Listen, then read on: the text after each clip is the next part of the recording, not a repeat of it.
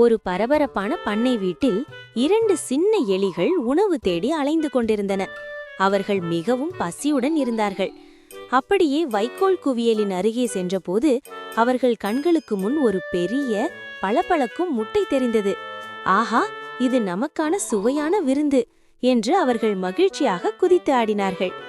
அந்த முட்டையை உடைக்க தயாராக இருந்த நேரத்தில் திடீரென்று ஒருவர் வருவரை அவர்கள் கவனித்தார்கள். அவர் யார் தெரியுமா? அவர்தான் உணவை திருடுவதில் புகழ்பெற்ற சாமர்த்தியமான நரி சர் புல்லட். எலிகள் பதறிப்போனார்கள். இப்போதென்ன செய்வது?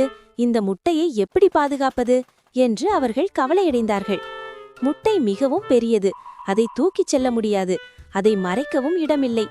அப்போது ஒரு எலிக்கு ஒரு புத்திசாலித்தனமான யோசனை வந்தது. விரைவாக, நீ தரையில் படுத்து முட்டையை உன் வயிற்றில் சமநிலையுடன் பிடி என்றான். மற்ற எலி அவன் சொன்னபடி செய்தது. அது முதுகில் படுத்து முட்டையை கவனமாக சமநிலையுடன் பிடித்து கொண்டது. பின்னர் முதல் எலி தனது நண்பனின் வாலை பிடித்து இழுக்க ஆரம்பித்தது. இது மிகவும் கடினமான வேலை. தரையில் இருந்த கற்கள், குழிகள் எல்லாம் முட்டையை ஆட்டின. ஆனால் அவர்கள் மனம் தளரவில்லை. இருவரும் ஒன்றாக செயல்பட்டார்கள். நரி அருகில் வந்தபோது இந்த காட்சியை பார்த்து குழம்பியது. எலிகள் இவ்வளவு விசித்திரமாக முட்டையை இழுத்துச் செல்லும் காட்சி நரிக்கு மிகவும் நகைச்சுவையாக தோன்றியது. அவன் சிரிக்கத் தொடங்கினான்.